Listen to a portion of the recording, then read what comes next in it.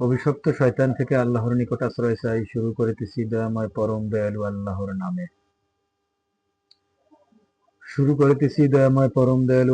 নামে। সমস্ত প্রশংসা জগৎ সমূহের প্রতিপালক আল্লাহর জন্যই, যিনি পরম করুণাময় অসীম দয়ালু, যিনি বিচার দিনের সর্বময় ক্ষমতার অধিকারী। আমরা শুধু একমাত্র আপনারই হুকুম মানি আর আপনার কাছেই সাহায্য প্রার্থনা করি। আমাদেরকে সরল সঠিক পথ প্রদর্শন করুন, তাদের পথ যাদেরকে আপনি নিয়ামত দান করেছেন, আর তাদের পথ নয় যাদের প্রতি আপনার ক্রোধ নিপতিত হয়েছে, যারা ধ্বংসপ্রাপ্ত। দয়াময় আল্লাহ সর্বোত্তম কবুলকারী।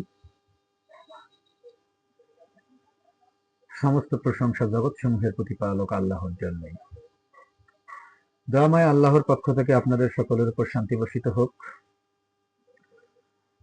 দয়াময় আল্লাহর অশেষ রহমতে আজকে আমি আপনাদের সামনে এসেছি কুরআনের 18 নম্বর সূরা, সূরা কাহাফ, এটি তেলাওয়াত করার জন্য। দয়াময় আল্লাহ আজকে আপনাদের সামনে এসে সূরা কাহাফ পাঠ করার তৌফিক দান করেছেন, সেজন্য দয়াময় আল্লাহর নিকট শুকরিয়া জ্ঞাপন করছি। সমস্ত প্রশংসা জগৎ সমূহের প্রতিপালক আল্লাহর জন্যই। কুরআন একটি কিতাব যা মানুষকে, সমগ্র মানব জাতিকে সতর্ক করে, মুমিনদেরকে সুসংবাদ দেয়। কুরআন এমন একটি কিতাব। তো নবী রাসূলেরা যখন পৃথিবীতে আগমন করেছিল, নবী রাসূলদের কাজ ছিল সুসংবাদ দেওয়া, সতর্ক করা।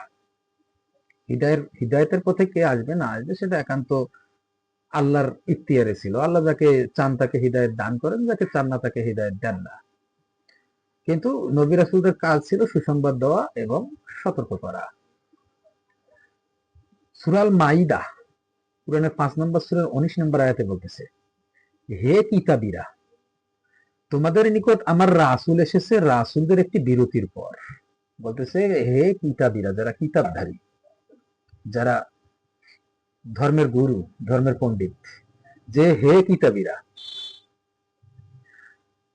তোমাদের নিকট আমার রাসূল এসেছে রাসূলদের একটি বিরতির পর। তোমাদের জন্য তিনি স্পষ্ট বর্ণনা করেছেন, যেন তোমরা না বলো যে আমাদের নিকট কোনো সুসংবাদদাতা কিংবা সতর্ককারী আসেনি। অবশ্যই তোমাদের নিকট সুসংবাদদাতা ও সতর্ককারী এসেছে, আর আল্লাহ সব কিছুর উপর ক্ষমতাবান। আল্লাহ রাসূলকে দিয়ে সুসংবাদ পাঠাইছে, যাতে যেন কোনো মানুষ বলতে না পারে আমাদের কাছে কুরআনের সুসংবাদ আসেনি। তো আমরা কুরআন থেকে সতর্ক হওয়ার চেষ্টা করব সবাই, ইনশাআল্লাহ। তো এখন আমরা সূরা কাহাফ পাঠ করব। কাহাফ শব্দের অর্থ হচ্ছে গুহা। সূরা কাহাফের আয়াত সংখ্যা হচ্ছে 110টি। তো আমরা যদি 110টি আয়াত সংখ্যা পাঠ করতে যাই, আমাদের অনেক সময়ের প্রয়োজন আছে। তো দয়াময় আল্লাহ চাইলে আজকে আমরা সূরা কাহাফের 13টি আয়াত পাঠ করব ইনশাআল্লাহ। এই সূরা কাহাফের 13টি আয়াত থেকে দয়াময় আল্লাহ আমাদেরকে কি বার্তা দিচ্ছেন তা জানার চেষ্টা করব ইনশাআল্লাহ। অভিশপ্ত শয়তান থেকে আল্লাহর নিকট আশ্রয় চাই। শুরু করিতেছি দয়াময় পরম দয়ালু আল্লাহর নামে। সমস্ত প্রশংসা আল্লাহর, যিনি বান্দার উপর কিতাব নাজিল করেছেন এবং তাতে রাখেননি কোনো বক্রতা। মানে হচ্ছে এই কুরআন যে আল্লাহ নাজিল করেছেন, এতে কোনোই বক্রতা নেই। একে স্থায়ীভাবে প্রতিষ্ঠিত করেছেন, যাতে সে তার পক্ষ থেকে কঠিন আযাব সম্পর্কে সতর্ক করে। যে আল্লাহ বলতেছে, একে আমি স্থায়ীভাবে প্রতিষ্ঠিত করেছি যাতে তার পক্ষ থেকে কঠিন আযাব সম্পর্কে সতর্ক করে। কাদেরকে? এই মানব জাতিকে সতর্ক করে। কারা সতর্ক করবে? যারা কুরআন পাঠ করে, যারা রাসূল, তারা। এবং সুসংবাদ দেয় সেই সব মুমিনকে। আবার বলতেছে যারা মুমিন তাদেরকে তারা সুসংবাদ দিবে। কিসের সুসংবাদ? যারা মুমিন, যারা সৎকর্ম করে, নিশ্চয়ই তাদের জন্য আছে উত্তম প্রতিদান। আবার এই কুরআন মুমিনদের জন্য সুসংবাদ দিচ্ছে যে যারা সৎকর্ম করে তাদের জন্য আছে উত্তম প্রতিদান। তারা তাতে অনন্তকাল অবস্থান করবে, যে মুমিনেরা তাতে অনন্তকাল অবস্থান করবে এই উত্তম প্রতিদানের উপর। আর যেন সতর্ক করে তাদেরকে যারা বলে আল্লাহ সন্তান গ্রহণ করেছেন। এখানে আল্লাহ বলতেছে যে আরো সতর্ক করে তাদেরকে। যারা বলে আল্লাহ সন্তান গ্রহণ করেছেন, এরা কারা? যে তাদেরকে আবার আল্লাহ সতর্ক করতেছে। যারা বলে আল্লাহ সন্তান গ্রহণ করেছেন, এই বিষয়টি যদি আমরা দেখতে যাই, তাহলে আমাদেরকে আসতে হবে সূরা তওবা 30-31 নম্বর আয়াতে। সূরা তওবা 30 নম্বর আয়াতে আল্লাহ বলতেছে, আর ইহুদিরা বলে উজাইর আল্লাহর পুত্র এবং খ্রিস্টানরা বলে মাসি আল্লাহর পুত্র। এটা তাদের মুখের কথা, তারা তাদের কথার অনুকরণ করে। যারা আগে কুফরি করেছিল, আল্লাহ তাদেরকে ধ্বংস করুন। কিভাবে তারা সত্য থেকে বিচ্যুত হয়ে প্রতারিত হচ্ছে। মানে এখানে কিছু মানুষ আছে যারা বলতেছে যে ইহুদি থেকে বলতেছে যে উজাইর আল্লাহর পুত্র, আর খ্রিস্টানের থেকে বলতেছে যে মাসি মানে ঈসা ইবনে মারিয়াম আল্লাহর পুত্র। এরা যারা বলে তারা আসলে কুফরিয়ে করে, আল্লাহ বলতেছে তারা সঠিক সত্য থেকে প্রতারিত হচ্ছে, আল্লাহ বলতেছে। আবার আল্লাহ 31 নম্বর আয়াতে বলতেছে, আর আল্লাহকে বাদ দিয়ে তারা ধর্মীয় পণ্ডিতকে ও সংসার বিরাগীদেরকে তাদের রব বলে গ্রহণ করেছে এবং মারিয়মের পুত্র মাসিকে, অথচ তারা এক ইলাহের দাসত্ব করার জন্যই আদিষ্ঠিত হয়েছিল। তিনি ছাড়া অন্য কোনো ইলাহ নেই, তারা যাকে শরীক করে তা হতে তিনি মুক্ত, তা থেকে তিনি মুক্ত এবং পবিত্র। এখানে আল্লাহ বলতেছে যে কারা আল্লাহর পুত্র, এটা মানে সমকক্ষ দাঁড় করাচ্ছে কারা? যে যারা ধর্মীয় পণ্ডিত এবং বলতেছে ঈসা মাসি মানে ঈসা আলাইহিস সালাম ধর্মীয় পণ্ডিত যারা আছে, যারা তাদেরকে রব হিসেবে গ্রহণ করছে, কেমন? আমি যদি বলি যে ঈসা আলাইহিস সালামের কিতাবে বলা আছে শুকুর হারাম। আপনি যদি ঈসা আলাইহিস সালামের অনুসারীদের দিকে লক্ষ্য করেন, তারা শুকুর খাচ্ছে। আপনি যদি তাদেরকে জিজ্ঞেস করেন তোমাদের কিতাবে শুকুর হারাম, তোমরা শুকুর খাও কেন? তারা বলবে যে মাসি আমাদেরকে হালাল করেছে। তার মানে আল্লাহর সমকক্ষ একজন দাঁড় করাচ্ছে, যে আল্লাহ কিতাবে বলছে যে শুকুর হারাম, আবার তারা মাসির নামে বলতেছে যে মাসি আমাদের জন্য হালাল করে দিয়েছে। তারা বলতেছে যে মাসি আল্লাহর পুত্র, যে তারা মাসিকে রব হিসেবে গ্রহণ করেছে। আবার পরের আয়াতে আল্লাহ বলতেছে যে তারা আল্লাহকে বাদ দিয়ে পণ্ডিত, যে তাদের পণ্ডিতগণকে ও সংসার বিরাদীকে তাদের রব হিসেবে গ্রহণ করেছে। কিভাবে? যে তারা ধর্মীয় পণ্ডিত সংসার বিরাগীর রবের স্থান পেয়েছে। মানে যারা মোট কথায় ধর্মের গুরু, ধর্মের শিক্ষক যারা আছে, তারা যে নবীর নামে বিভিন্ন বিধান দিচ্ছে, দেখা যাচ্ছে কিতাবে, আল্লাহর কিতাবে বিধান নেই, কিন্তু তারা বলতেছে নবী এই বিধান আমাদেরকে দিছে। তো যারা নবীর নামে এই সমস্ত বিধান দিচ্ছে, তারা আসলে সেই ধর্ম পণ্ডিত, ধর্ম গুরুকেও রব হিসেবে গ্রহণ করতেছে। কিভাবে? আল্লাহ যাহা বিধান দেয় নাই, তারা তাহা নবীর নামে বলতেছে এটা নবীর বিধান। তার মানে আল্লাহর সমকক্ষ দাঁড় করানো হচ্ছে।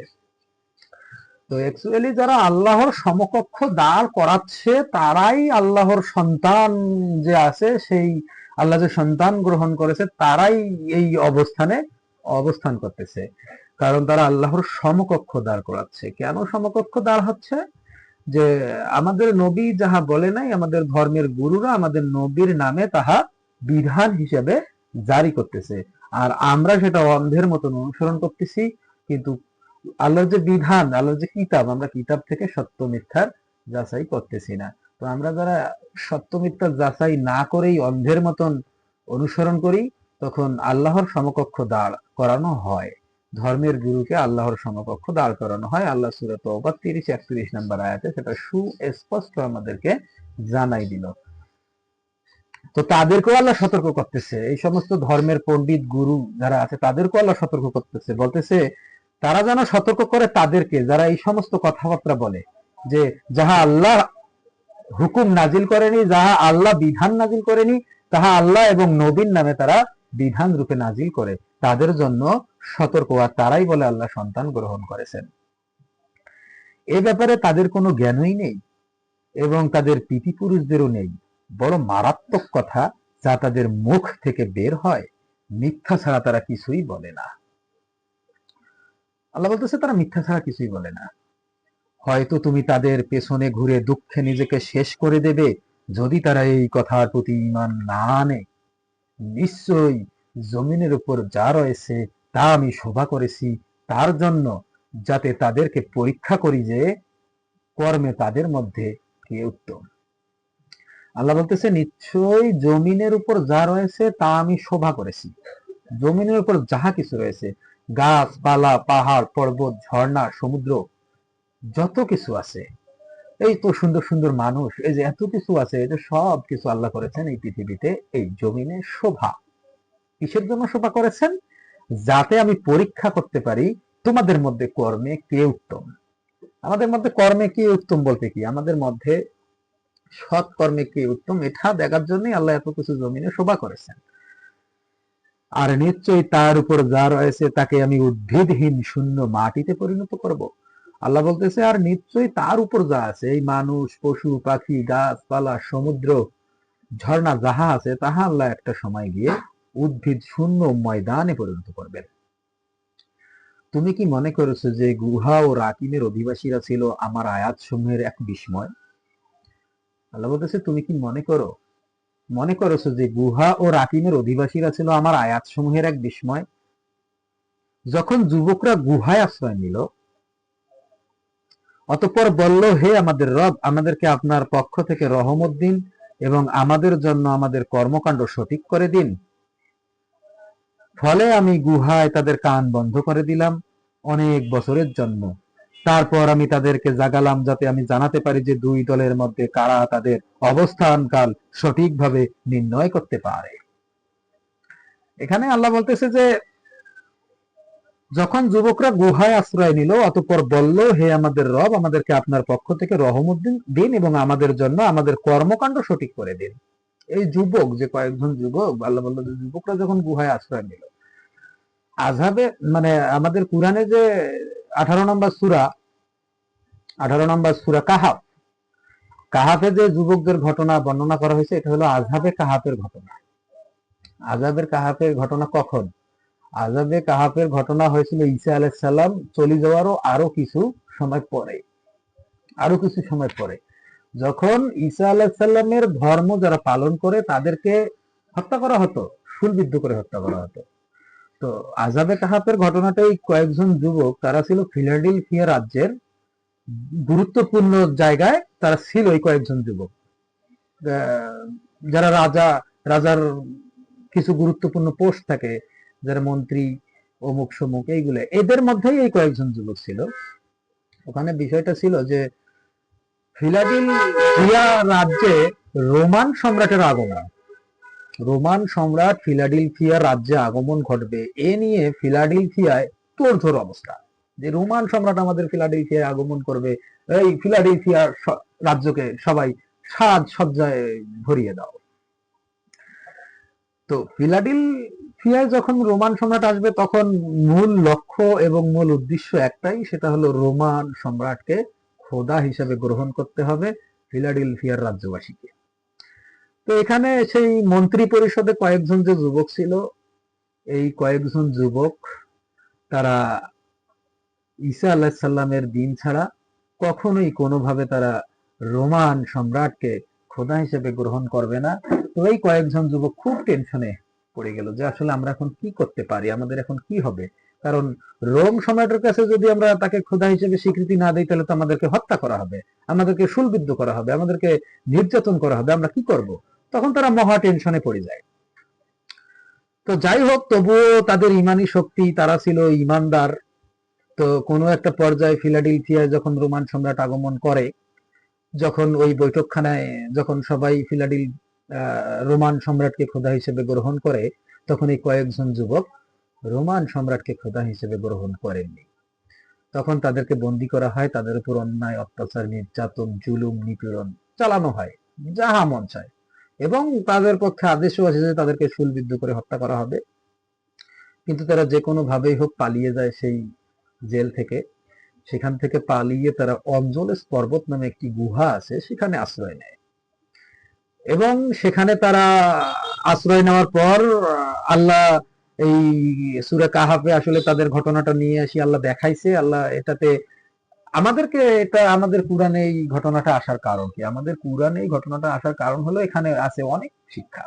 আযাবে কাহাফের মধ্য দিয়ে এখানে অনেক শিক্ষা আছে, যে এখানে আল্লাহ দেখাইছিল আল্লাহর দ্বীন প্রতিষ্ঠিত করে, এখানে আল্লাহ দেখাইছিল যে তারা 309 বছর ঘুমন্ত অবস্থায় ছিল এবং ওরা ঘুম থেকে জাগ্রত হওয়ার পর দেখতে পেল যে ঈসা আলাইহিসসালামের দিন প্রতিষ্ঠিত। তো তারা ইনজিল শরীফের একটা আয়াতকে বিশ্বাস করত যে এটা আল্লাহ এই দুনিয়ার জমিনে প্রতিষ্ঠিত করে দেখাবেন। আর সেই ইনজিল শরীফের আয়াতটি ছিল, যে হাকিকতকে তোমরা অন্ধকারে বলতে ভয় পাও, একদিন সূর্যের আলোর মতো তা পরিষ্কার দেখতে পাবে, এবং যে ঈমান তোমরা অন্ধকার কুটিরিতে শিখেছ, একদিন তা প্রতিটি ঘরের ছাদে প্রতিধ্বনিত হবে। এই যে ইনজিল শরীফের এই আয়াতটি তারা বিশ্বাস করতো যে আল্লাহ এটি প্রতিষ্ঠিত করে দেখাবে।